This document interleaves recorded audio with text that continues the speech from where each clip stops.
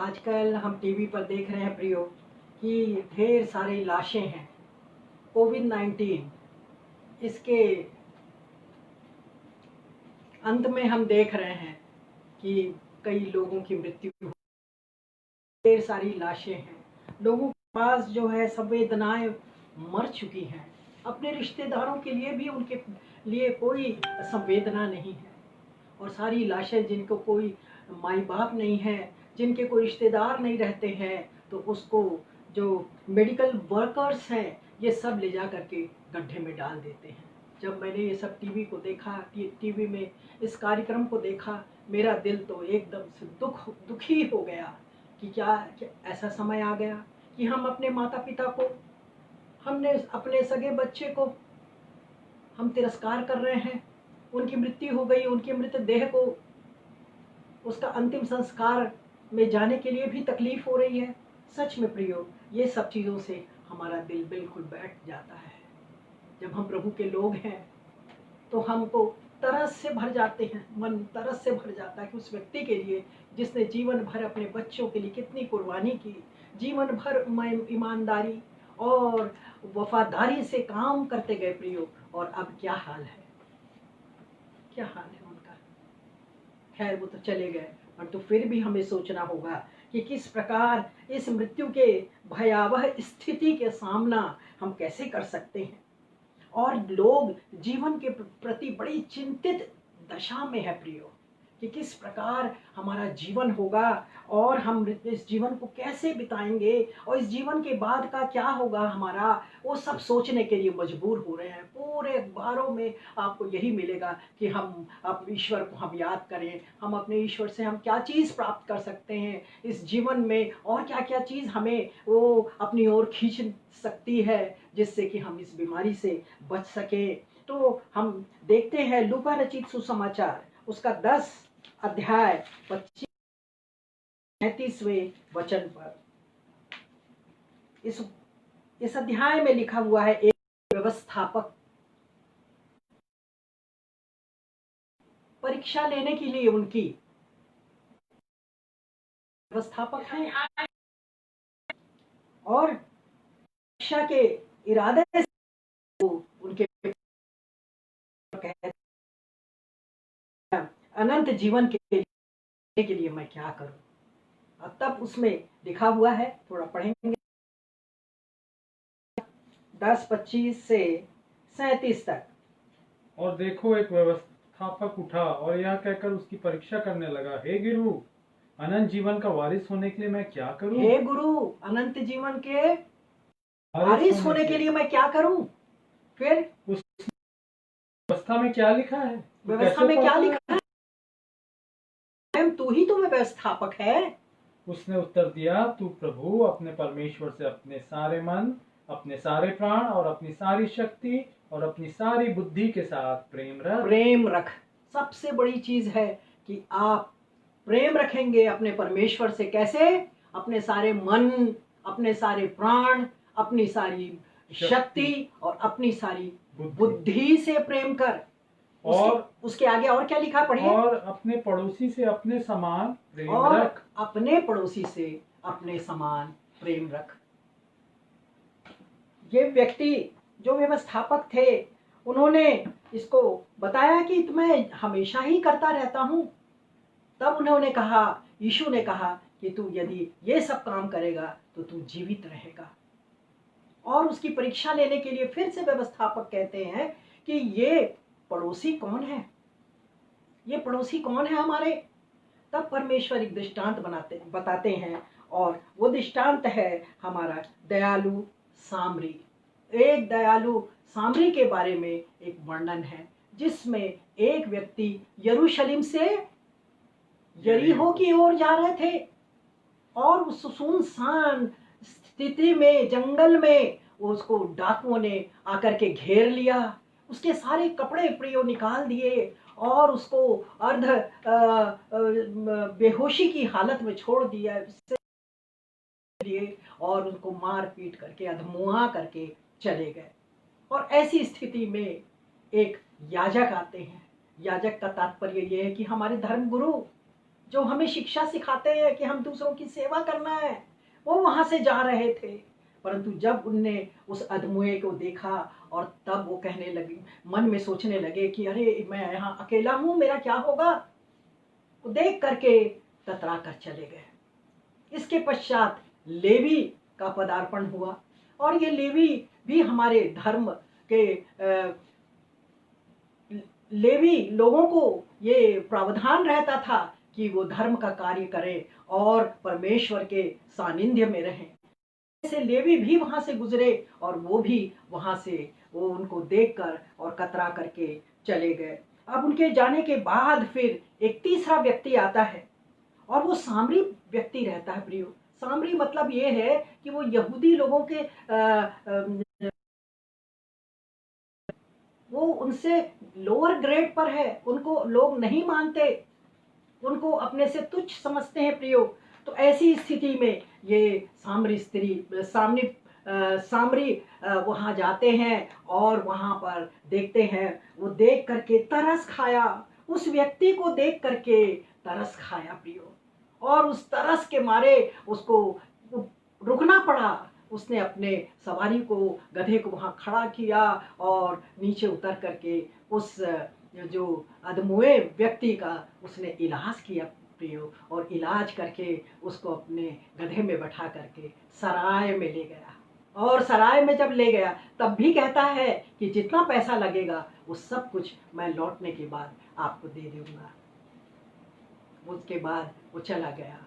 इस दयालु सामरी के दृष्टांत से हम क्या समझते हैं प्रियो? तरस से भर जाना। तो आज मेरा टॉपिक है तरस से भरकर सेवकाई करें। हम परमेश्वर का, यीशु मसीह की सेवकाई कर रहे हैं, परंतु हम नॉमिनल रूप से कर रहे हैं, परंतु हमें तरस से भर करके करेंगे, क्योंकि हमारा गुरु यीशु जो है उसकी सेवकाई से केवल तरस से भर करके हुई है। जैसा वचन हमको कहता है कि वो मत्ती रचित सुसमाचार और उसका 15वां अध्याय और 32, यहाँ पर यीशु भीड़ के देख करके तरस से भर गए थे। यीशु ने अपने चेलों को बुलाया और कहा, मुझे इस भीड़ पर तरस आता है, क्योंकि वे 3 दिन से मेरे साथ हैं और उनके पास कुछ खाने को नहीं है। 3 दिन से मेरे साथ हैं ये भीड़ और भूखे प्यासे हैं और मुझे तरस आता है। तब उन्होंने क्या किया, पढ़िए। और मैं उन्हें भूखा विदा करना नहीं चाहता। कहीं ऐसा भूखा ना विदा हो, मैं करना चाहता हूं मैं। कहीं ऐसा ना हो कि मार्ग में थक कर रह जाएं।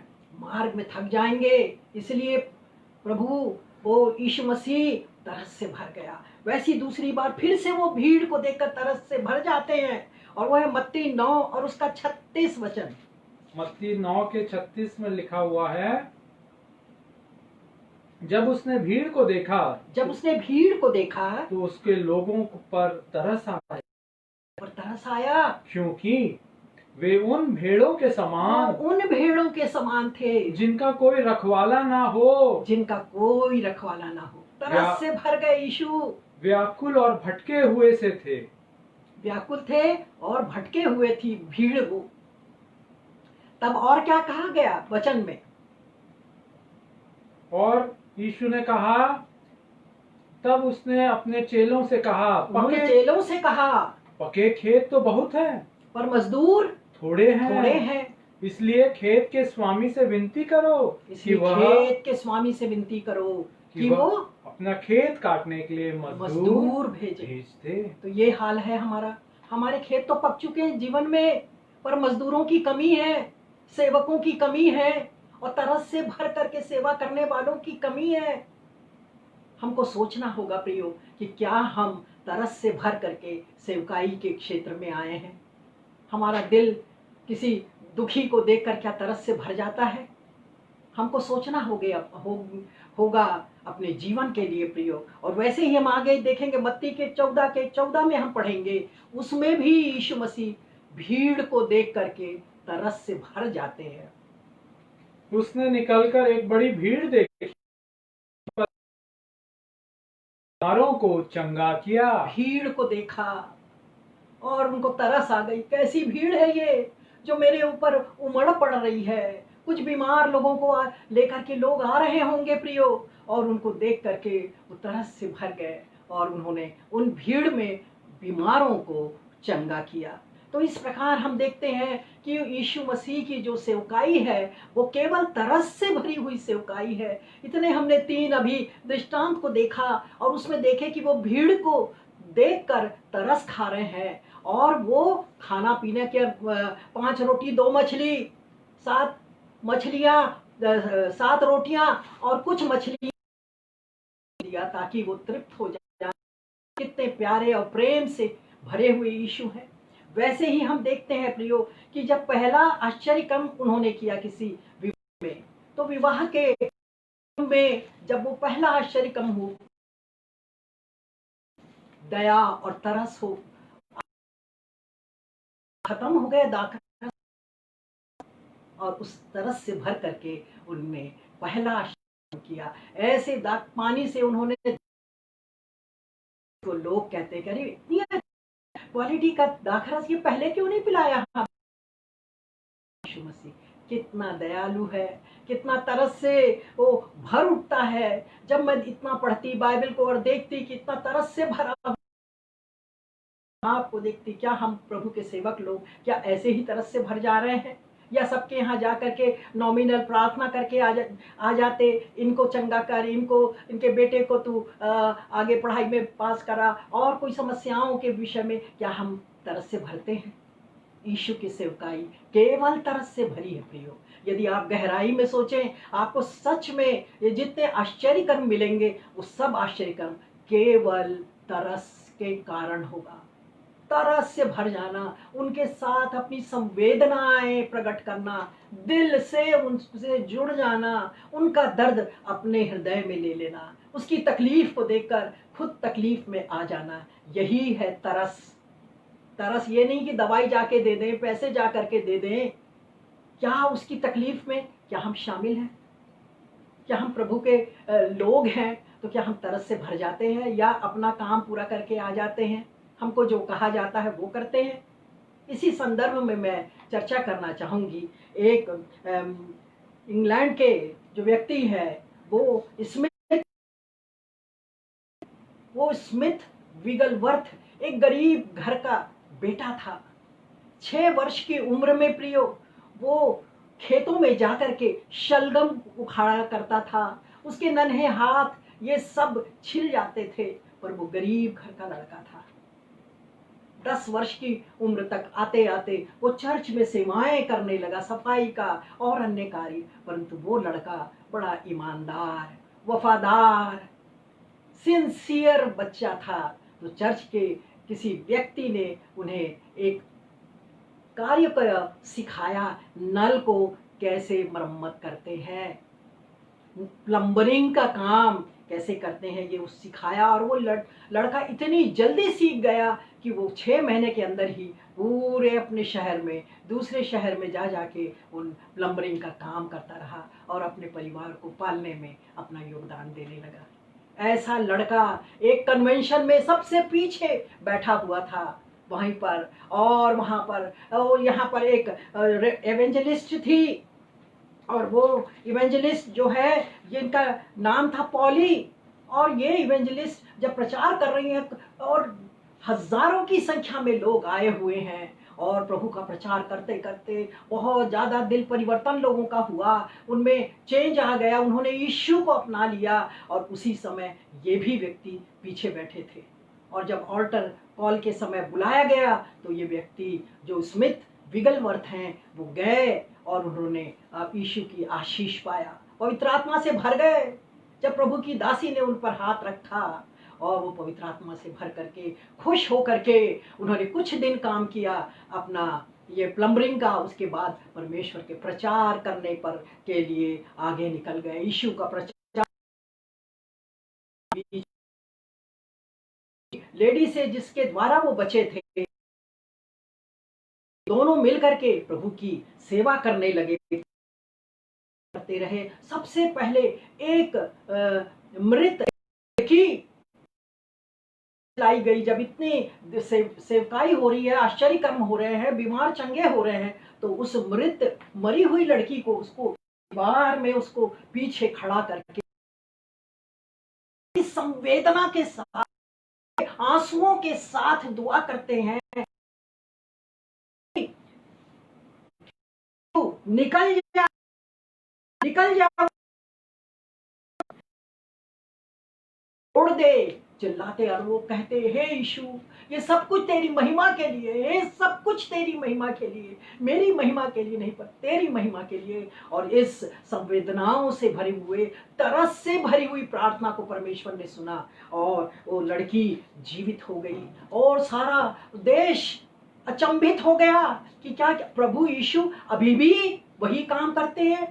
प्रभु यीशु के नाम से क्या सब कुछ ऐसा ही होता है? और ये जो प्रेरित रहे, ये स्मिथ विगलवर्थ, उनको किडनी का स्टोन हो गया।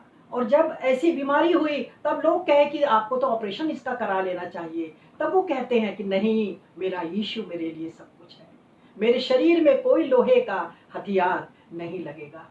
वो प्रार्थना करते गए, प्रार्थना करते गए और सेवाओं को अपनी कंटिन्यू किए। इसी बीच उनकी पत्नी का देहांत हो गया और वो अपनी पत्नी के देहांत के समय दुआ करने लग गए। तब कहते हैं कि उसको आवाज मिली कि इसे आने दो मेरे पास, और तब वो छोड़ दिया। पत्नी प्रभु के पास सो गई। तो इस प्रकार वो अकेले रह गए, अपनी बेटी और दामाद के साथ अपनी सेवाएं को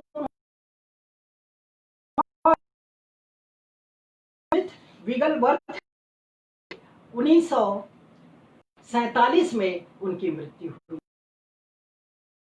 ऐसे वफादार, विश्वास से भरे हुए उन्होंने एक समीकरण, इक्वेशन लिखा है, और वो इक्वेशन है संवेदना प्लस विश्वास इज इक्वल टू आश्चर्य कर्म।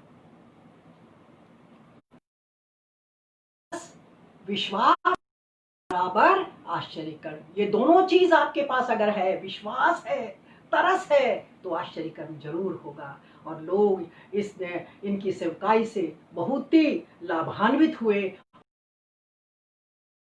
तो तरस कितना जरूरी है। यदि हम तरस से सब कुछ करेंगे प्रियो, तो हम, यीशु मसीह क्या कहते हैं, तुम मुझसे भी बड़े बड़े काम करोगे। और वही काम हुआ उनके जीवन में।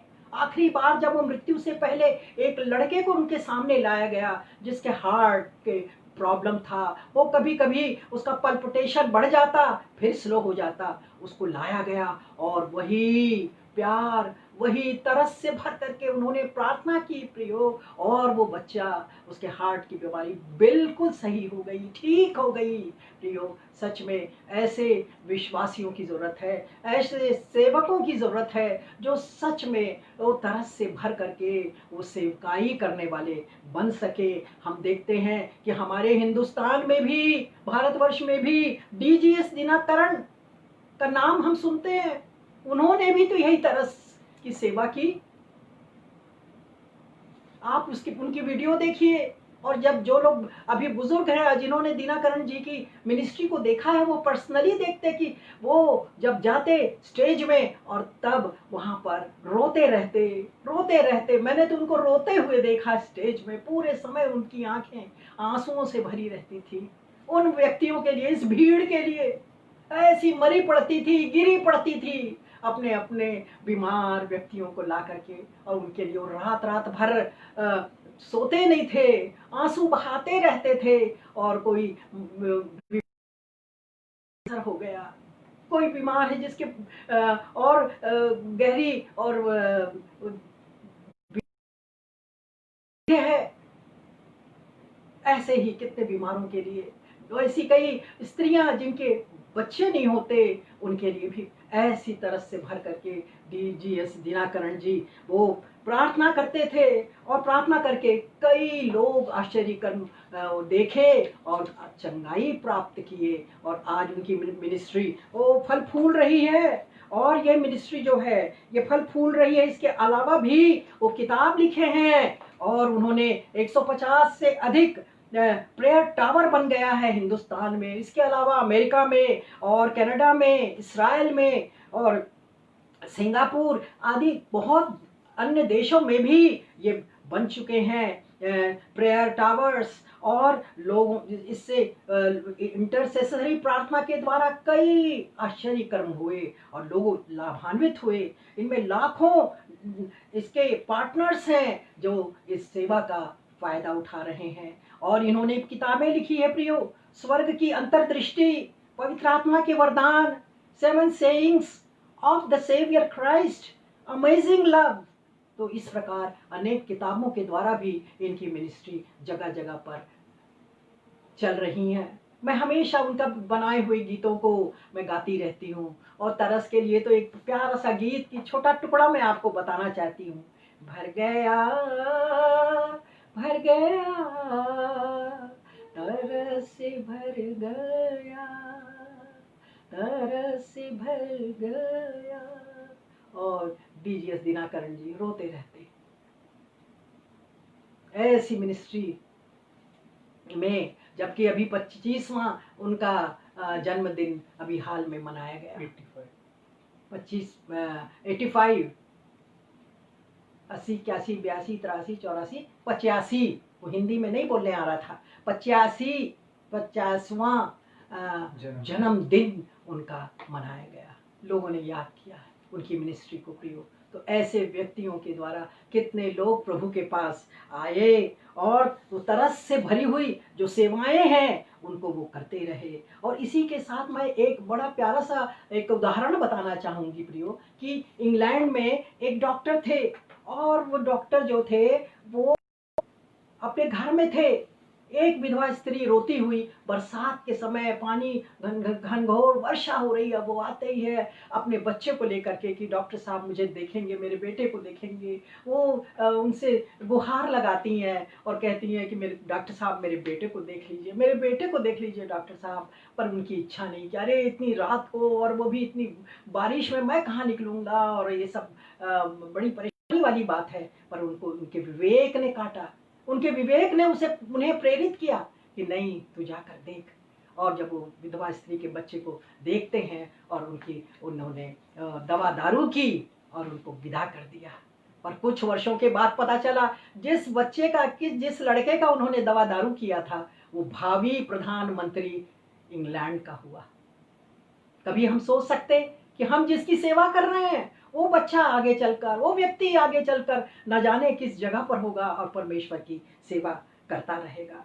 प्रियो, ऐसे हम सेवा में लगे रहें, तरस से भरे रहें। वैसे ही हम देखें पुराने नियम में भी इस प्रकार है कि परमेश्वर ने तरस खाई और उन्होंने देखा कि मनुष्य क्या है, मिट्टी ही है। भजन संहिता 103 और उसका 14वां पद हम पढ़ेंगे।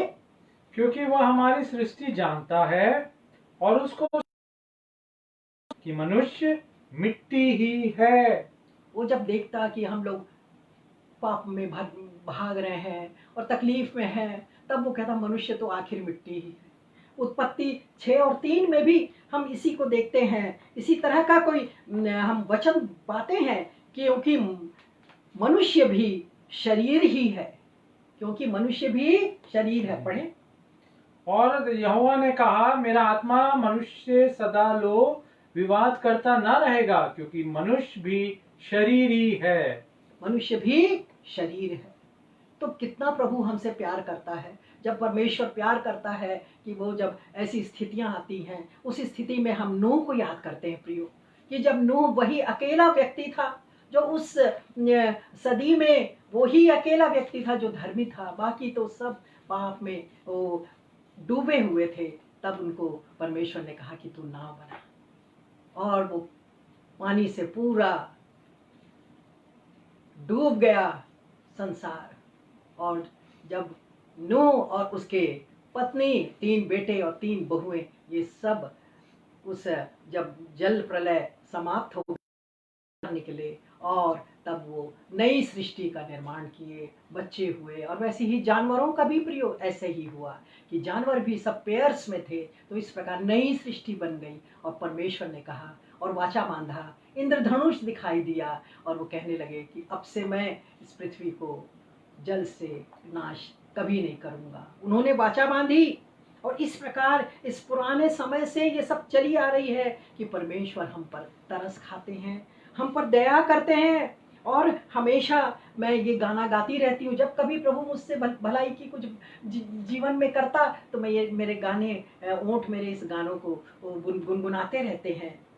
हे यहोवा भलाई को तेरी सभाओं में गाता रहूंगा, हे यहोवा भलाई को तेरी सभाओं में गाता रहूंगा।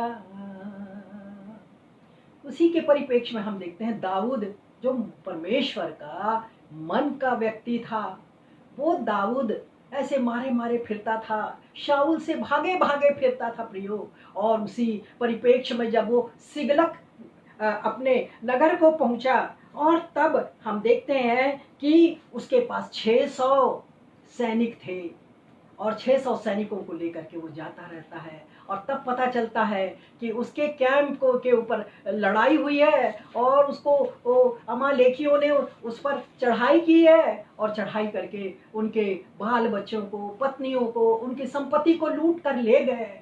दाऊद और उसके सैनिकों का दिल टूट गया। और तब दाऊद दुखी होकर प्रभु से विनती करने लगा। और उसी समय उनके सिपाहियों ने देखा कि एक व्यक्ति जो है वो वहां पर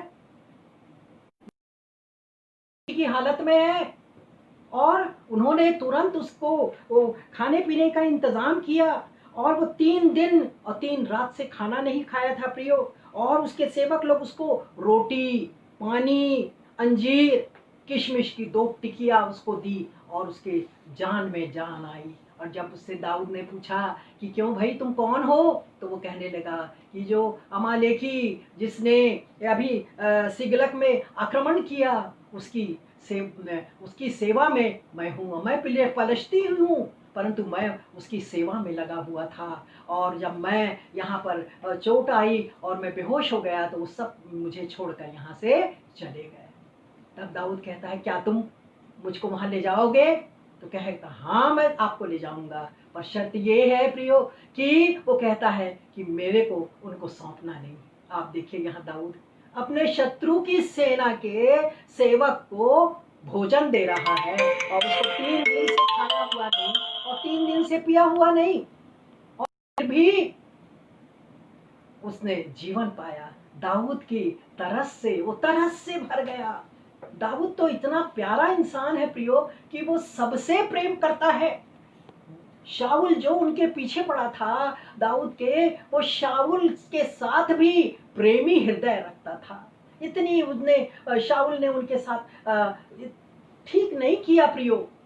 हमेशा वो कोशिश करते कि इनको फिर से इसको मैं जाऊंगा और फिर इनको उसकी हत्या करके 2 बार 3 बार तो उसके हाथ में आ गए दाऊद के, इसमें पास पहुंच गए। और उसके सेवकों ने कहा कि क्यों शाऊल को अब तू मार। तब वो कहते नहीं, मैं अभिषिक्त के ऊपर हाथ नहीं उठाऊंगा।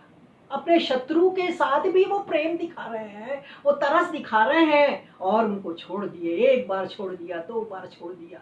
और तो और उनके जीवन में हम देखते हैं कि जब ये किसी अन्य लड़ाई में शाऊल की मृत्यु हो गई, योनातन की मृत्यु हो गई, वो दुखी हो गए। और ये के लिए जो सेवक आया उनको ही वो हटा दिया वहां से कि कैसे हिम्मत तुम्हारी हुई कि तुमने मेरे मालिक को, शाऊल को, और मेरे मित्र योनातन की मृत्यु के बारे में तुमने बताया।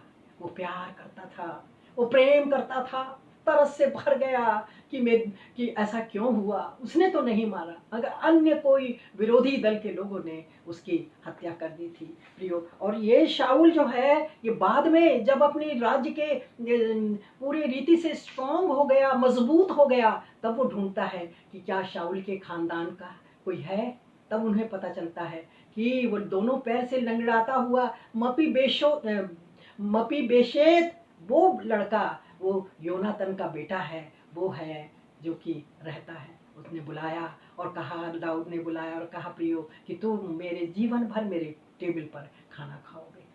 और जितने भी शाऊल की संपत्ति थी, जितने भी योनातन की संपत्ति थी, सब उसने निकाल करके उस मपी बेशेत और अन्य लोगों के, उसके रिश्तेदारों को दे दिया। क्या हम लोग ऐसा करते? हम लोग ऐसा करते क्या? क्या अपने दिल में झांक कर देखिए। हमसे जो दुश्मनी करता, जो हमसे थोड़ी सी बात अगर बुरा कह दिया, उसको जीवन भर गांठ बांधे रखते हैं, उसकी भलाई का तो सोचते ही नहीं। प्रियो, हमें तरस से खा करके सेवकाई करना है। तरस हमेशा रहना चाहिए। कोई भी हमारा शत्रु भी मुसीबत में आ जाए, आप उसको पहला दे दो, उसको उठाने का। गिर गए तुम उसको उठाओ, उसकी सेवा टहल करो, खाने को दो। तब आप बुराई से, भलाई करते हुए बुराई से तुम विजयी हो सकते हो। तुम्हारी पूरी बुराई मिट जाएगी और भलाई स्टैंड करेगी। वैसा केवल यही बात नहीं, दाऊद ने क्या,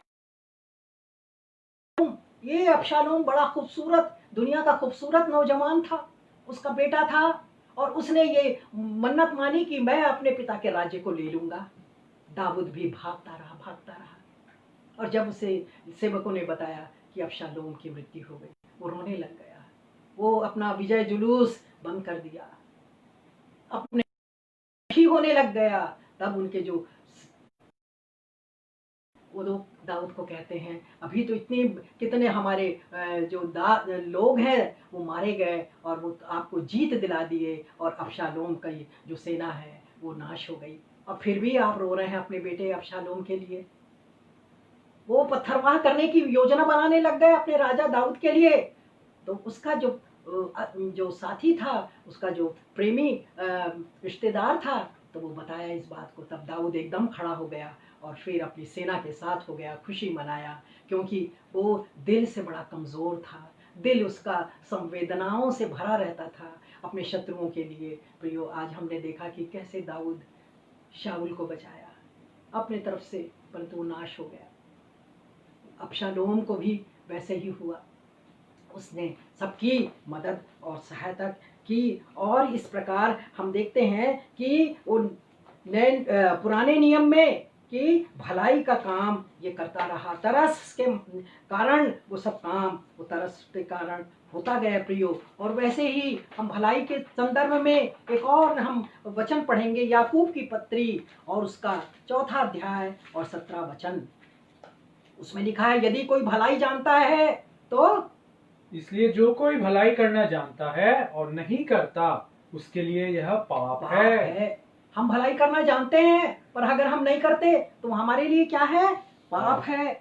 और जैसे कि मैं आपको बताती हूँ कि भिलाई स्टील प्लांट में एडमिशन जो रहता था, वो भिलाई स्टील प्लांट के वर्कर के बच्चों के लिए होता था। कोई जो नॉन बीएसपी लोगों के लिए एडमिशन नहीं होता था। पर एक मुसलमान परिवार था जो बहुत गरीब था, पेट्रोल पंप में वो सफाई का काम करता था, और वो मुझे पकड़ा। जब मैं पेट्रोल भराने उनके पास जाती तो कहते कि मैडम, मेरे 3 बेटियां हैं, उनको आप ले लीजिए, बहुत होशियार लड़कियां हैं। और मैंने उन 3 बेटियों को अपने स्कूल में, जब मैं प्रिंसिपल थी, मैंने एडमिशन दे दिया, जबकि वो बिल्कुल गलत था, नियम के विरोध में था प्रियो। परंतु परमेश्वर बुद्धि देता है कि जब हम किसी की भलाई करने जाते हैं, तब हमारे शिक्षा अधिकारी जब एडमिशन बंद हो जाता है, तब हमसे कहते कि मैडम, वो कुछ एडमिशन 1-2 खाली है, तो ये कैंडिडेट है, पर्ची दे देते, और कहते कि भाई मैडम थोड़ा देख लीजिएगा। हमने कहा जी सर, हम देख लेंगे, जी सर हम देख लेंगे। और 1 हफ्ते बाद वो बुलाते, मैडम वो लिस्ट लेकर के आ जाइए। तो मेरी लिस्ट में वो 3 मुसलमान लड़कियों का भी नाम रहता, और कुछ ईसाई लड़कियों की जो नॉन बीएसपी है उनका भी नाम रहता। तो मैंने 10 का लिस्ट ले गई, और तब वो कहते हैं, मैडम मैंने तो 3 का लिस्ट दिया था। तो मैंने कहा ठीक है ना सर, 3 तो है माछे झोल आपके बंगाली, और बाकी के लोग हैं वो गरीब है। और वो गरीब कौन है? 3, और बाकी के 3 जो है वो ये है। वो हंसने लग गए। बना देता है परमेश्वर जब आप किसी की मदद करेंगे। 3 क्रिश्चियन, 3 मुसलमान और 3 बंगाली लोगों का एडमिशन हुआ। किसी को पता ही नहीं चल पाया, जबकि नियम नहीं है। परंतु यदि आपके दिल में किसी के लिए तरस है प्रियो, तो आप उसके लिए करोगे, बुद्धि आपको परमेश्वर देगा और उसमें सफल होगे। तो इस प्रकार ऐसे नॉन बीएसपी बच्चों का वो एडमिशन हो गया। वैसे ही जब मैं अभी बीएड से की हेड ऑफ द डिपार्टमेंट हूँ, मैं जब जाती हूँ प्रैक्टिकल लेने एक शहर से दूसरे स्थान में जब जाती, तब मैं देखती कि कौन कौन है हम मेरे लोग, कौन कौन है मेरे नाम से दिखने वाले मेरे लोग, और उनको 80 से ज़्यादा नंबर मिलता, 80% से ज़्यादा नंबर, क्योंकि 80% से ज़्यादा बीएड में फर्स्ट क्लास रहता है, उसके नीचे फर्स्ट क्लास नहीं रहता। तो प्रैक्टिकल में लोगों को लाभ देने के लिए प्रभु ने मुझको वहाँ रखा है, क्योंकि मेरे को तो कोई वहाँ पर ये ऑब्स्टिकल नहीं है, परंतु परमेश्वर मन में तरस डालता है कि मेरे लोगों को कौन देखेगा, मेरे लोगों को कैसे बच्चों के मेरे कैसी नौकरी मिलेगी। जहाँ प्रियो हम जहाँ किसी भी स्थिति में रहें, हम मदद करें, तरस से भर जाएं। यहाँ पर वो पैसे की बात नहीं कि पैसा दो और तब नौकरी लो। आजकल जमाना है, हम लोग तो प्रभु के लोग हैं ना, हमें तो केवल तरस खाना है, हमको उनको मदद करनी है, क्योंकि प्रभु तो तरस से शुरू की अपनी मिनिस्ट्री, वो चंगा करने के लिए और बीमारों को ही उसके लिए नहीं आए, वो हमको नया जीवन देने के लिए आए पृथ्वी पर। पर जब भीड़ को देखते, उनकी समस्याओं को देखते, तब वो तरस से भर जाते प्रियो और अपनी सेवाएं शुरू करते। और उन्होंने पूरी सेवाओं में इतने लोगों को वो चंगा किया, इतने लोगों को नवजीवन दिया, मृतकों को उन्होंने खड़ा कर दिया। और इस प्रकार जो है एक और है प्रियो वचन जिसको हम पढ़ चुके हैं, मैं बोल चुकी हूँ, रोमियो 12 और 21, बुराई से ना हारो परंतु भलाई से बुराई को जीत लो। बुराई से हमें हारना नहीं है। हम तो कोई बुराई हमारी कर देता तो हम ये हो जाते, गुस्सा हो जाते, परंतु हम उसकी भलाई कर दें।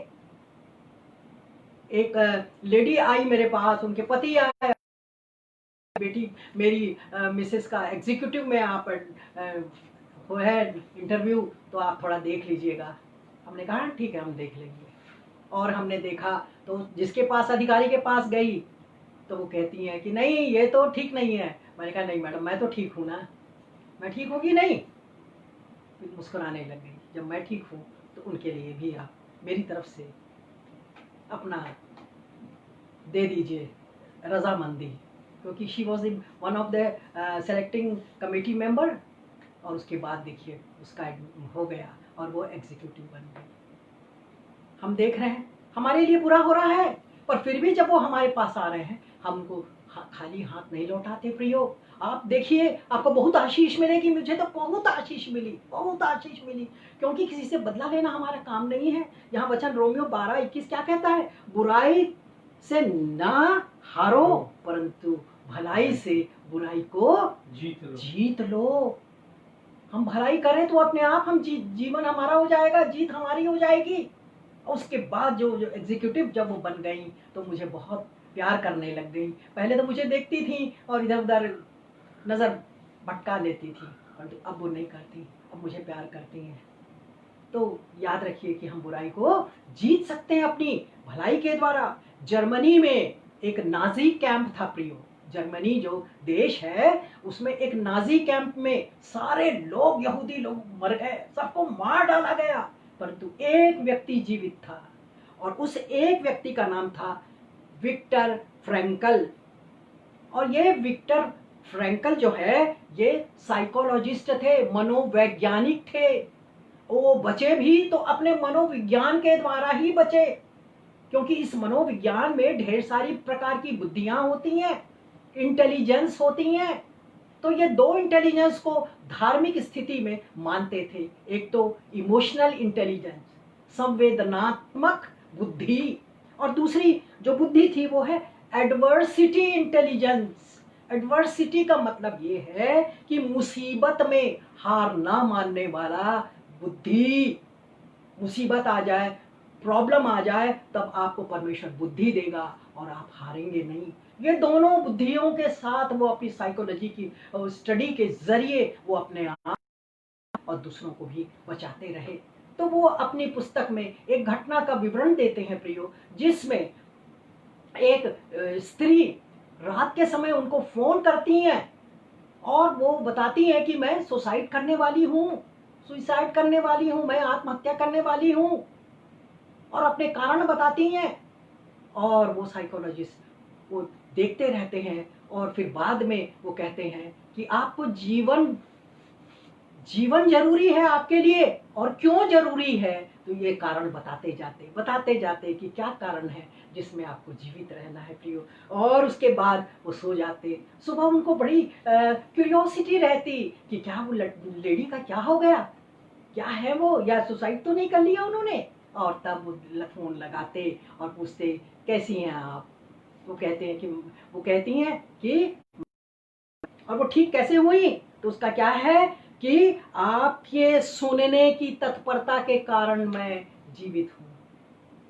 सुनने की तत्परता, हम लोगों की सुनते नहीं है, अपना ही बात करते जाते। उनके दुखों को सुनो ना, बोलने से ज्यादा अच्छा है कि आप सुनो ज्यादा।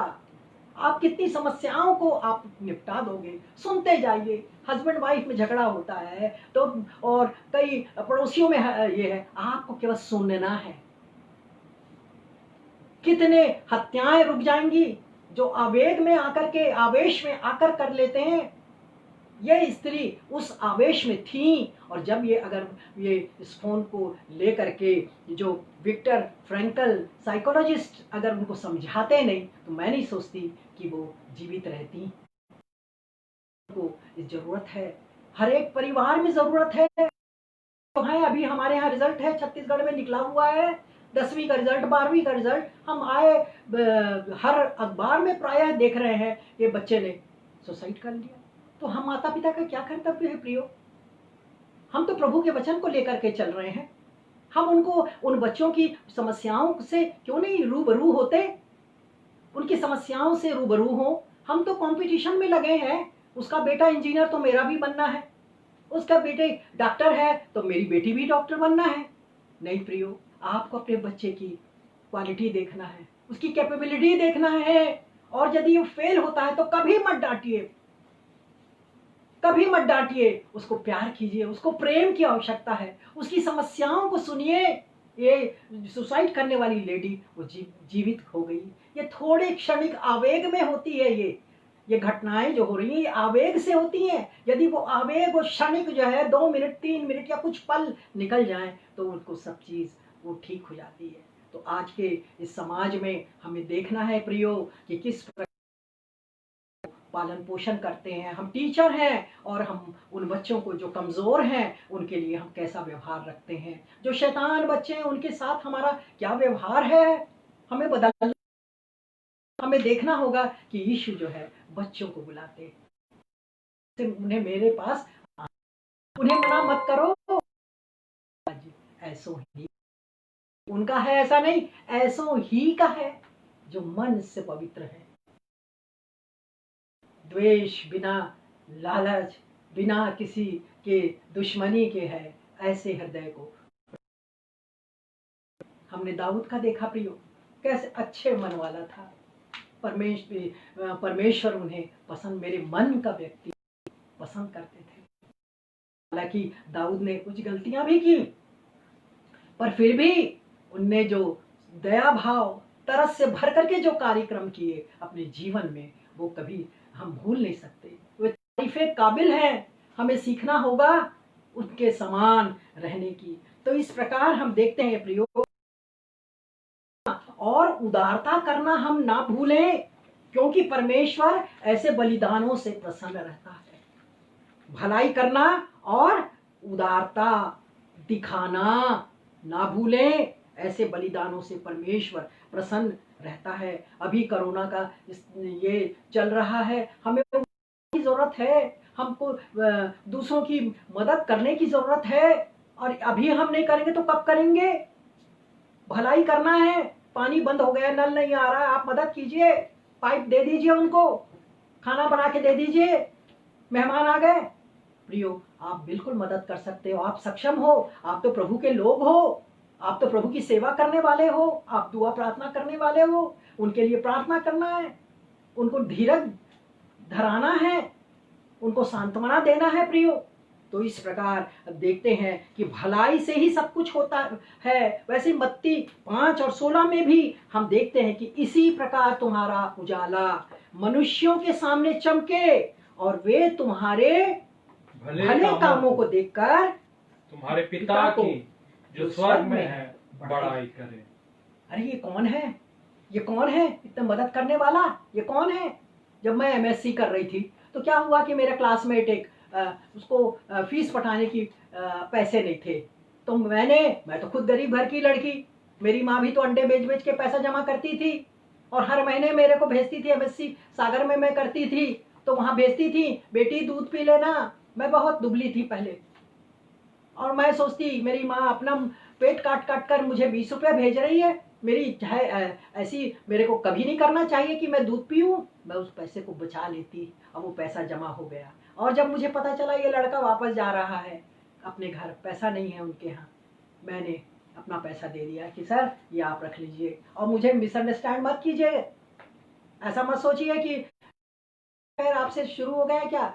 नहीं प्रियो, हम तो ईसाई लोग हैं, हम तो अपनी सीमाओं को कभी लांघना नहीं चाहिए, अपने के बीच में रहना है। परंतु ये कोई दूसरा भी है तो भी मदद करना है, बिना बिना लालच के, बिना। और उसको हमने पैसे दिए, सर आप लौटा सकते हैं तो ठीक, और नहीं लौटाते तो ठीक। पर मैं गरीब घर की लड़की हूँ, मैं धनी नहीं हूँ। तो आप ये मत सोचिए प्रियो कि आप पैसे वाले हैं तभी दूसरों की मदद कर सकते हो, नहीं कर सकते। मैं अपना एक घटना बताती हूँ। जब शुरू जब मैं लेक्चरर बनी तब मैंने एक अपना वाचा बांधी कि मैं अपनी तनख्वाह में से गरीब बच्चों की फीस पटाया करूँगी। और जब मैं नौकरी शुरू की तो मैं बच्चों की फीस पटाया करती थी। एक लड़की थी, क्रिश्चियन लड़की, और जो सलवार कमीज पहन के आती, उसके फटे रहते, और उनको बुलाती। मैं क्लास टीचर थी और मैं उनको कहती कि ठीक से इसको सिलो भाई, ठीक सिलो, और जो फीस है वो तुम्हारा मैं दे दूंगी, तुम चिंता मत किया करो, जब तक मैं यहाँ हूँ मैं तुम्हारी फीस दिया करूँगी। वैसी एक और अपने दूसरे धर्म की लड़की थी और उसको भी मैंने मदद किया। मैं अपनी बड़ाई नहीं चाहती प्रियो, गरीब लोग भी दे सकते हैं प्रियो, क्यों नहीं दे सकते? आपका दिल तरस से भरना चाहिए। उसका फटा सलवार देख करके तरस तो लगेगा। मैं भी तो थी नंगे पैर स्कूल जाने वाली, क्या मुझे अपना दिन याद नहीं करना है? बिल्कुल करना है प्रियो। प्रभु ने तो सब कुछ दिया, प्रभु के पीछे चलने से ही तो इतनी आशीषें हमने पाई हैं, तो हम तरस क्यों ना करें? और सब जगह डमरू पिला ठोक ठोक के नहीं बताना है, क्योंकि उसकी भी इज्जत है, उसके भी सम्मान है, उसके सम्मान को चोट नहीं पहुंचाना है। चुपचाप से उसकी फीस को जमा करे। वो लड़की ने दिया मुझको, ये आप ले लीजिए प्रियो। आप दूसरों को बिना बताए अपनी कुछ सेवा करोगे, पता चल जाए, बाद में वो लड़की स्वयं कहने लग जाए कि मैडम ने हमारे लिए इस प्रकार के काम किए। तो तुम्हारे कामों को देखकर लोग तुम्हारे पिता को जो स्वर्ग में है वो उसको बड़ाई करें। ऐसा ही मैं आपको बताऊं, जब हम लोग इस्राएल टूर के लिए गए और वापसी में जब हम आ रहे थे में वो वहां पर से जॉर्डन से जब हमने अपना प्लेन, मेरे हस्बैंड इधर, उसके बाजू में मेरे बेटे लोग बैठे थे, बाजू में मेरे सीट खाली थी। और मैं हमेशा चाहे ट्रेन में यात्रा करूं या कहीं और यात्रा करने जाऊं, मैं कोशिश करती हूं कि मैं यीशु का प्रचार करूं प्रियो। तो मेरे बाजू में वो जो जॉर्डन में हम जब बैठे तो बिल्कुल खाली था, उड़ने को था, और वहाँ अनाउंसमेंट हो रहा था एक महिला के लिए कि वो आए। और जब हम देख रहे थे तब देखे ऊंची पूरी गोरी नारी, और वो जो महिला थी वो क्या थी? अरबी थी। और वो अरबी आई और एकदम से ऐसे गुस्से में आई और देखे कि उसका जो सीट बेल्ट था वो लोहे का, वो ऐसा रहता है, तो मैं उसको सीट के लोहा को ऐसे सरका रही थी उसको, तो वो एकदम आई और धम्म से उसके ऊपर बैठ गई, मेरा पैर हाथ दब गया। तब वो मेरे से पूछी कि क्या हो गया? तब मैंने बताया कि मैं आपके लिए गड़ जाएगा नीचे, इसलिए मैंने लोहा सरका रही थी, तो उसी में मेरा हाथ दब गया। तो मेरा हाथ पकड़ के कहती है वेरी सॉरी। मैंने कहा नहीं नहीं नहीं, आपको चोट नहीं लगाना? तो कहने लगी नहीं। और उसके बाद वो मुझसे कहती है कि आप क्रिश्चियन है क्या? अब बताइए, मैं तो कुछ नहीं करी भैया, उसके सीट को ठीक कर दी वो लोहा ना लगे करके, पर वो मुझसे पूछती है कि आप क्रिश्चियन हैं क्या? मैंने कहा जी मैं क्रिश्चियन हूँ। आपके काम से लोग कहें कि जो, और आपकी पिता जो स्वर्ग में है उसकी क्या करें? महिमा करें। और उसके बाद हम लोगों को कुछ सर्व किया जा रहा था, योगर्ट्स, और योगर्ट्स पाइनएप्पल योगर्ट मेरे हस्बैंड को बड़ा पसंद। वो मेरे को कह रहे मंगाओ मंगाओ, तो मैंने कहा मैं नहीं मंगाऊंगी। वो एक बार मैं ले ली, अब बस खत्म, मेरे को ऐसा लालची नहीं बनना। तो उसके बाद ये लेडी मेरे से पूछती है कि वो कौन है, क्या बोल रहा है? तो मैंने कहा मेरे हस्बैंड है और बोल रहा है कि मेरे को और योगर्ट चाहिए। वो पूरा 6 योगर्ट का क्रेट ला करके मेरे को दे रही है कि लीजिए सिस्टर, इसको लीजिए, उसको दीजिए। आप बताइए, आप देख रहे हैं परमेश्वर की तो महिमा होती है, आपकी भी बड़ाई होती है, आपको भी लोग धन्यवाद बोलते हैं अलग अलग तरीके से। और शारजा में उतर गई। तब मैंने, उससे पहले मैंने कहा कि दुआ करो, प्रार्थना यीशु मसीह से, जीसस से प्रार्थना करो। उसने बताई कि मेरे हस्बैंड से बहुत झगड़ा चल रहा है, मैं तलाक लेने वाली हूँ, मैं अपने मायके जा रही हूँ, शारजा जा रही हूँ, मैं बहुत खराब आदमी है ये, ऐसे करके बोलने लगा। मैंने कहा यीशु से प्रार्थना करना, यीशु से। बोले नहीं, I don't believe any God. मैंने कहा नहीं, यीशु को प्रार्थना, मैं तो यहाँ पहली बार मिल रही हूँ, जिंदगी में कभी नहीं मिलूंगी, पर मुझे याद करना और जीसस को प्रार्थना करना, पर पति से अलग नहीं होना। और उसके बाद चली गई वो। तो इस प्रकार अब आपने तो बीज बो दिया, अब वो क्या हो रहा होगा तो प्रभु जानता है। तो प्रियो, यहाँ पर क्या हमने सीखा कि इसी प्रकार तुम्हारा उजाला मनुष्यों के बीच में चमके, और वो तुम्हारे भले कामों को देखकर तुम्हारे पिता जो स्वर्ग में है उसकी बड़ाई करें। तो और जब कभी भी YMCA में प्रियो, यंग मैन क्रिश्चियन एसोसिएशन में, ये यहाँ सेंट्रल इंडिया में मैं वाइस चेयरमैन थी, और मुझे जितने भी महिलाओं का कॉन्फ्रेंसेस होता रहता था और मुझे जाना पड़ता था, और हमेशा मैं अकेले जाती तो मैं हमेशा थर्ड AC में जाती थी कि भाई भीड़ भाड़ ना हो, इतनी दूर की यात्रा है तो थर्ड AC। और थर्ड AC में जब नहीं मिलता टिकट तो 2 AC में, और कोशिश करती कि किसी को मैं वचन सुनाऊं, किसी के लिए प्रार्थना करूं। और मैं सच बता रही हूं, मैं कोई अतिशयोक्ति नहीं है प्रियो, मैं सच बताती हूँ, जब जब मैं गई कोई ना कोई व्यक्ति मिला जिसके लिए या तो मैंने वचन बताया या मैंने उसके लिए प्रार्थना की। आपको तरस खा करके काम करना है, जहां है, जिस काम के लिए जा रहे हैं प्रियो, वो आप प्रभु के लिए कर सकते हैं, और प्रभु आपको आशीष देगा प्रियो। और उसके बाद हम देखेंगे मत्ती 5:44। वहां लिखा हुआ है, परंतु मैं तुमसे यह कहता हूं कि अपने बैरियों से प्रेम रखो और अपने सताने वालों के लिए प्रार्थना करो। बैरियों प्रेम रखो और सताने। अपने जीवन में जब हम नौकरी में रहते हैं तो देखते हैं कि कितना प्रॉब्लम होता है, और हम समस्या से कि हमारे बॉस जो है वो हमसे वो बदला लेने लगते, हमारे साथ बुरा करते, हमारे को ग्रेड नहीं देते, और हमको क्या करना है? नहीं ग्रेड दिया कोई बात नहीं, पर प्रभु हमको आगे बढ़ाएगा। और ऐसा समय आता है प्रियो कि लॉन्ग रन में हमारा ही फायदा होता है, परमेश्वर हमको नहीं छोड़ता। हम एक और देखेंगे अध्याय को, उत्पत्ति 4 और 7 को। उत्पत्ति 4 और 7 में लिखा हुआ है, यदि तू भला करे तो क्या तेरी भेंट ग्रहण ना की जाएगी? किसके लिए बोला जा रहा है? कैन के लिए। यदि तू भला करता तो क्या तेरी भेंट ग्रहण ना होती?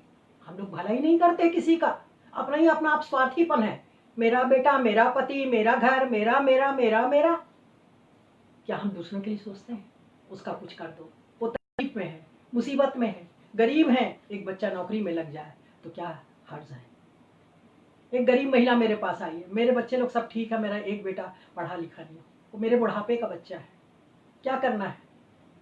तो बोले कि उसको किसी में डालना है। अरे डालोगे तो ITI है, कुछ है उसमें डालो। तब मेरे परिचित थे एक ITI में फूड डायरेक्टर थे, तब मैंने सोचा कि इलेक्ट्रीशियन में या फिर किसी और में, प्लम्बरिंग में या किसी में डाल दें। कोई जगह नहीं मिली, और तब खाली था ड्राइविंग। तब मैंने आंटी से कहा कि आंटी वो ड्राइविंग का सीट खाली है। बोले नहीं नहीं नहीं, मैं नहीं दूंगी, क्या मेरा लड़का ड्राइवर बनेगा? मैंने कहा आंटी ऐसा मत बोलिए, अभी तो इतनी स्थिति खराब है कि इंजीनियर को नौकरी नहीं मिल रही है, एक जमाना था जहाँ इंजीनियरिंग पास किए धड़ाधड़ यहाँ से वहाँ नौकरी मिल जाती थी। अब तो सैकड़ों इंजीनियरिंग कॉलेजेस बन गए हैं, ढेरों इंजीनियर्स बन गए, किसी को नौकरी नहीं, सारे इंजीनियर बन के प्राइमरी स्कूल टीचर हैं। तो ऐसी स्थिति आज मत बोलिए, आप तो विश्वासी हैं। एक सीट खाली है, बताइए कल भर जाएगी। और मेरी माँ ने भी उनको समझाया कि तुम सही काम करो जिससे कि तुम्हारे बच्चे का भला हो सके। और फिर उस बच्चे का भला हो गया, में उसने ITI कर लिया और उसको नौकरी मिल गई, उसकी शादी हो गई और उसकी वाइफ जो है वो अच्छी इंजीनियर है और MBA किए हुए हैं और CDEC किए हुए हैं। तो इस प्रकार वो अच्छी स्थिति में है। तो हमने क्या देखा उसका कि क्या तेरी भेंट ग्रहण नहीं की जाएगी? यदि हम भला करेंगे तो हमारे लिए परमेश्वर हमारी भेंट को स्वीकार करता है और हमारे लिए आशीषों की बारिश देता है। और यदि हम भला नहीं करेंगे, कैन ने भला नहीं किया, तो द्वार पर पाप छिपा हुआ रहता है, द्वार पर पाप छिपा हुआ रहता है। और हमारे पड़ोस में जब हम सेक्टर 10 में ऑफिसर्स सेक्टर में रहते थे, जब मैं ऑफिसर बन गई तो तब वहाँ पर मिस्टर जोसेफ करके थे। और जब ऑफिसर बनते हैं प्रियो तो हमको कार मिलती है, कार अलाउंस मिलता है। तो जब हम कार के लिए कोशिश कर रहे थे, सब सेकंड हैंड कार हमारे घर में आने लग गई, सबको गुहार करने लगे, हमारी कार ले लीजिए, हमारी कार ले लीजिए। मिस्टर जोसेफ आए बाजू में तो कहते हैं, मैडम नई कार खरीदना।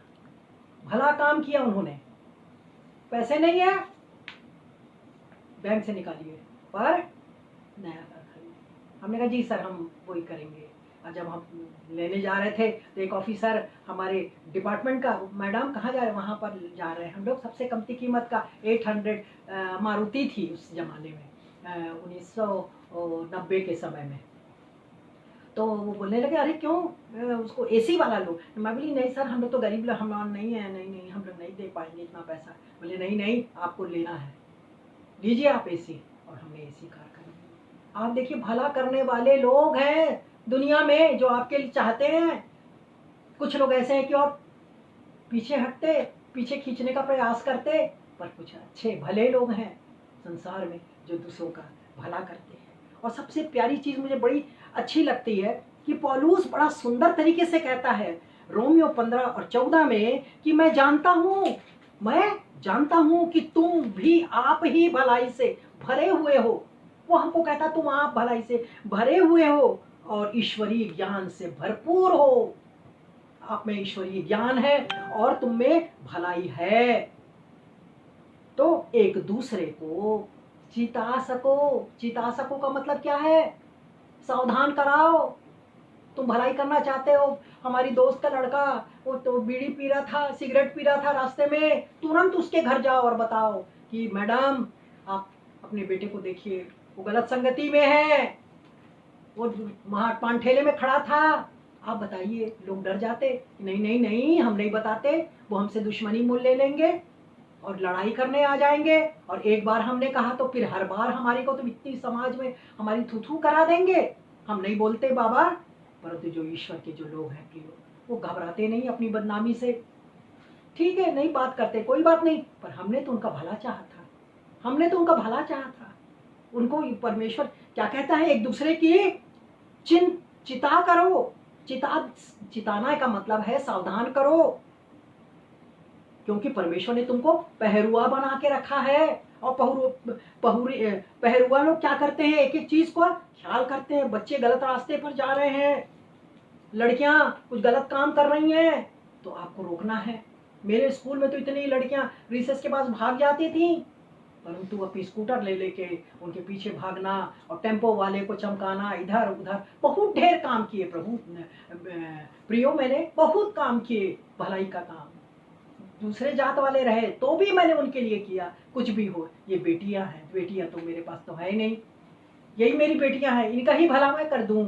और सच में मुझे बड़ा तसल्ली होती थी कि मैं बता नहीं सकती। और वैसे ही एक मेरी फ्रेंड थी और उस फ्रेंड ने दूसरे विवाह करना चाहा किसी से, और मैंने मना किया कि मैडम आप मत करो। मानी नहीं, गुस्सा हो गई वो मुझसे और उन्होंने ज़बरदस्ती विवाह कर लिया और 2 महीने बाद बहुत बुरी स्थिति में पड़ गई। जब शादी होना था उन्होंने अपना सब डाइनिंग टेबल, सोफ़ा सब कुछ बेच दिया, सारा सामान बेच दिया प्रियो। वो बिल्कुल सड़क पर आ गई और 2 महीने के बाद उसके पति ने उसके साथ अच्छा व्यवहार नहीं किया। बहुत बुरी हालत, बहुत बुरी। मैं तो रोती रही उसके लिए। मैंने समझाया था उसे, उसने नहीं माना प्रियो। पर आपको चिताना है, आपको चिताना है। अगर आप उसको नहीं चेतावनी नहीं देंगे तो आप उस दुष्ट, अगर वो मरता है तो उसका लेखा परमेश्वर आपसे लेगा। जब आपका पड़ोसी, आपके दोस्त, आपके रिश्तेदार जो गलत काम कर रहे हैं उसको चेतावनी देना है। अगर आप चेतावनी नहीं दे रहे हैं तो इसका मतलब ही है कि आपको उसकी सजा भुगतनी पड़ेगी। उसी प्रकार गलातियों 6 और 10 का हम पढ़ेंगे बाइबल में। गलातियों की किताब उसका 6वां अध्याय और उसका 10वें वचन में लिखा हुआ है, इसलिए जहां तक अवसर मिले हम सबके साथ भलाई करें, विशेष करके विश्वासी भाइयों के साथ। विश्वासी भाइयों प्रियो, अभी मैंने पहले बताया आपको एडमिशन हमारे सब बीएसपी में, भिलाई स्टील प्लांट में गर्ल्स स्कूल अलग, बॉयज स्कूल अलग और एरिया वाइज स्कूल्स है। सेक्टर 8 में कोई मेरे दूर के रिश्तेदार की 2 लड़कियां थीं और वो गलत लड़कों के साथ गलत संगति में थीं और वो रोते हुए माता पिता आए, मैडम क्या करूं। मैंने कहा स्कूल बदल लो और मेरे स्कूल में आ जाओ जहाँ गर्ल्स स्कूल है। और गर्ल्स स्कूल में मेरी प्रिंसिपल जो थी, उस समय मैं लेक्चरर थी, मिसेस अब्राहम थी जो मलयाली थी। उनसे मैंने कहा कि मैडम इनको एडमिशन देना। उन्होंने कहा नहीं हो सकता। उन्होंने कहा नहीं, ये हमारे रीजन की नहीं है। मैंने कहा नहीं मैडम, अब बाइबल में क्या लिखा है, जीवन को बचाना है ना। आप जीवन नहीं बचाएंगी लड़कियों का जो खराब रास्ते पर जा रही है। आप बाइबल पढ़िए ना। मैंने उनको कायल कर दिया और कहने लगी कि हाँ ठीक है ना, आप कुछ लिख के दोगे क्या लड़कियों के बारे में। मैंने कहा हाँ मैं लिख के दूंगी। मैं लिख के दी कि उनकी संगति लड़कों के साथ है और उसके जीवन और चरित्र को मनाने के लिए इन दोनों लड़कियों की हम एडमिशन की गुहार लगाते हैं। मैंने उसके माता पिता से नहीं मांगा चिट्ठी, मैंने लिख दिया उनके लिए चिट्ठी। और वो लड़कियां अभी नौकरी कर रही हैं, बाल बच्चेदार हो गई, शादी हो गई। आप बताइए आप क्या नहीं कर सकते। आप अगर नहीं बताओगे, चेताओगे नहीं तो फिर कैसे काम चलेगा। आपने एडमिशन कर दिया उनका और उसके साथ ही साथ फिर दूसरे वर्ष फिर से 2 क्रिश्चियन लड़कियां, वो भी मेरे यहाँ सेक्टर 5 में मैं थी तब वहाँ पर मैंने उनका एडमिशन करा दिया प्रियो। तो इस प्रकार बहुत भलाई का काम कर सकती हैं। मेरा बेटा इंजीनियरिंग कॉलेज में था, मैं हमेशा उसके लिए रोती रहती थी और मैं प्रिंसिपल थी सेक्टर 2 में। सेक्टर 2 से सेक्टर 10 बहुत दूर होता। मैं स्कूटर से जाती, रास्ते में लड़के अपना बैग लेकर के वो रोड में खड़े रहते लिफ्ट के लिए। कोई लिफ्ट देगा, हाथ हिलाते और सब लिफ्ट के लिए, कोई नहीं रुकता। और मैं देखती अरे ये बेचारा बच्चा पीठ पे सूटकेस रखा है और वो हाथ हिला रहा। मैं रुक जाती, मेरे को नहीं रोकता, लेडी हूँ करके। मैंने कहा नहीं बेटा, मैं तुम्हारी माँ हूँ, तुम गाड़ी चलाओ, लाओ सूटकेस मेरी गोदी में, कहाँ जाना बताओ। और उसको घर को छोड़ती और तब मैं आंसू बहा के अपने बड़े बेटे के लिए दुआ करती, प्रभु मेरा भी तो लड़का इंजीनियरिंग के लिए गया है दूसरे शहर में, मेरे बेटे की भी तू मदद करना, मेरे बेटे की मदद करना। तो आप प्रियो कौन बोल रहा है। और इस बीच किसी ने देख लिया किसी के पीछे मैं बैठी हूँ, क्या बोलेंगे मेरे को, अरे तो घूमती रहती है किसी के साथ। बड़े मजेदार किस्से भी होते हैं प्रियो। पर जब आप प्रभु के पीछे चलते हो तो आप किसी को नहीं देखते, किसी को नहीं पूछते और अपने काम में आगे बढ़ते जाते हो। और प्रेरित 10 और 38 में लिखा है, वह भलाई करता और शैतान के सताए हुओं को अच्छा करता फिरा। यीशु मसीह भलाई करता रहा, जिंदगी भर भलाई करता रहा, भलाई करता रहा और शैतान से सताए हुओं को वो चंगा करता रहता था। मीका 6:8 में लिखा है, यहोवा तुझसे इसे छोड़ और क्या चाहता है कि तू न्याय के काम करे और कृपा से प्रीति रखे। कृपा करना है, कृपा करना, दया करना दूसरों के ऊपर। सबोपदेशक 3 और 12 में लिखा है कि मनुष्यों के लिए आनंद करने और जीवन भर भलाई करने के सिवाय और कुछ नहीं, कुछ भी अच्छा नहीं। सबोपदेशक किसने लिखा है? सुलेमान ने। वो सब कुछ कर लिया, उसको कहीं शांति नहीं मिली, पर यही कहता है कि भलाई करो, अपने जीवन में भलाई करो। और कुछ नहीं है जो तो अब करो, पर एक ही काम करना है, वो है भलाई। तो प्रियो, हम आखिरी बात में ये रवि जकरिया के बारे में बताती। और ये रवि जकरिया जो है एक बड़ा एपोलोजिस्ट था, तर्क वितर्क करने की शक्ति थी। पूरे हिंदुस्तान का ये सबसे बड़ा क्रिश्चियन ऐसा व्यक्ति था जो तर्क वितर्क करके अपने धर्मों के बीच में, धर्मशास्त्र में वो एकदम नंबर 1 था, विद्वान था, और वो सेमिनार करता और लोग उससे क्रिश्चियनिटी के ऊपर पूछते कि कैसे तीसरे दिन यीशु मसीह जी उठा, आज भी जीवित है, ऐसे करके बोलते हैं। मलेशिया में वो गए और वहाँ पर लोग उनके साथी भी थे और उन्होंने प्रचार किया, और जैसे उनने कहा कि वो कहते हैं कि अरे क्षमा करना है, तो उसमें तो लिखा है कि एक गाल पर मारेगा तो दूसरा भी हाजिर करना। तो ऐसा सुना और वो तो पब्लिक में से एक मौलवी आ गया और उसको थप्पड़ गाल में एक लगा दिया, और तब वो व्यक्ति, वो प्रोफेसर अपना दूसरा गाल भी दे दिया। उसके बाद भी आप देखिए किस प्रकार लोग होते हैं, उसके शर्ट को उतरवा दिए और उसे और भी कपड़े उतरवा दिए उसको, और उसी हालत में शर्मिंदगी में वो अपने क्वार्टर में जाता है। और क्वार्टर में पहुंचते आधा घंटा नहीं होता है, पूरे कॉलेज के विद्यार्थी कहते हैं हमको यीशु के बारे में बताओ, लाइन लग गई बताने के लिए यीशु की, कि यीशु के बारे में बताओ। देखिए परमेश्वर के लिए लोग शर्माते नहीं कि हम ईसाई हैं। आज हम बड़े अफसर बन जाते, शर्माते कि ईसाई हम बोलेंगे तो क्या सोचेंगे इन लोग। नहीं प्रियो, हमको बिल्कुल नहीं शर्माना है। रवि इस्कारिया का अभी 2-3 महीने पहले हमने सुना कि वो प्रभु में सो गए और वो अमेरिकन नेशनैलिटी उन्होंने ले ली थी, और यूहन्ना 14:12 में लिखा हुआ है, मैं जीवित हूँ तो तुम भी जीवित रहोगे। यही प्रचार उन्होंने मलेशिया में उनके प्रोफेसर फ्रेंड ने किया था। तो आइए हम इस बात को ध्यान में रखें प्रियो कि हम हमेशा जब सेवकाई, सब कोई सेवकाई कर रहे हैं अपने अपने तरीके से, परंतु एक चीज करना है, तरस से भरे हुए सेवकाई हमको करना है। आइए हम प्रार्थना करें।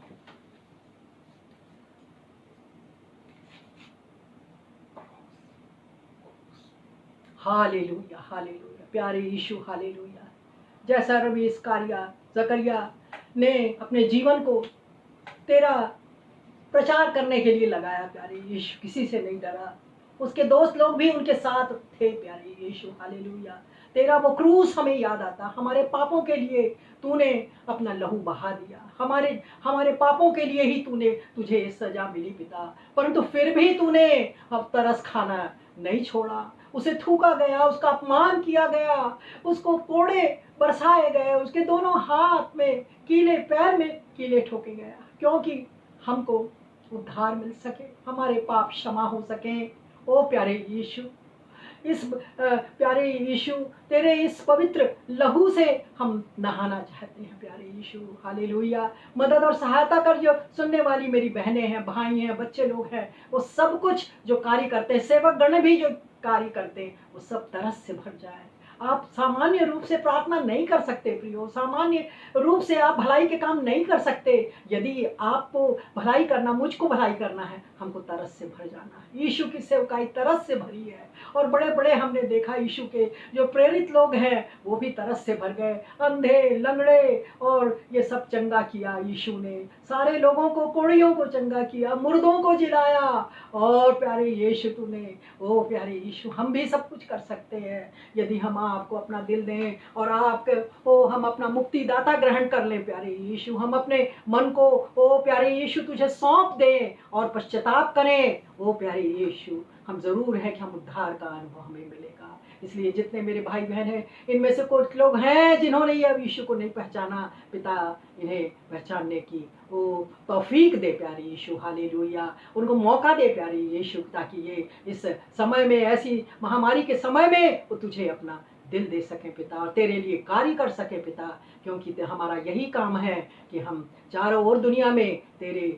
वचनों को फैलाने वाले बन सके प्यारे यीशु, हालेलुया। और जितने यहाँ पर सुनने वालों में बीमार है प्यारे यीशु, हमने सुना है पिता कि जब हम तरस से खा करके प्रार्थना करते हैं तो तू हमारी सुनता है पिता। हिजकिय्याह राजा ओ किस प्रकार ओ रोता रहा, और परमेश्वर ने उनकी सुनी और उसको 15 साल उसको बढ़ा दिया। और हन्ना ने रोया गुहार लगाती रही, उसको भी उस सैमुएल बालक दिया, जो ओ भविष्यवक्ता है, बहुत बड़ा भविष्यवक्ता बना, सब कुछ हो सकता है प्यारे यीशु, यदि हम नम्र होकर, दीन होकर और अपने विश्वास को दृढ़ रखकर तुझसे प्रार्थना करें, सब कुछ हो सकता है प्यारे यीशु। जितने लोग यहाँ पर हैं पिता, सबको आशीष दीजिए और उनको और आगे बढ़ने की कोशिश करना, उसको और मदद कीजिए प्यारे यीशु, ताकि वो अपना और अपने परिवार सहित तेरी उपासना कर सकें। सब बातों के लिए हम तुझे महिमा देते हैं, आपके बेटे प्रभु यीशु मसीह के नाम से हम मांगते हैं, आमीन।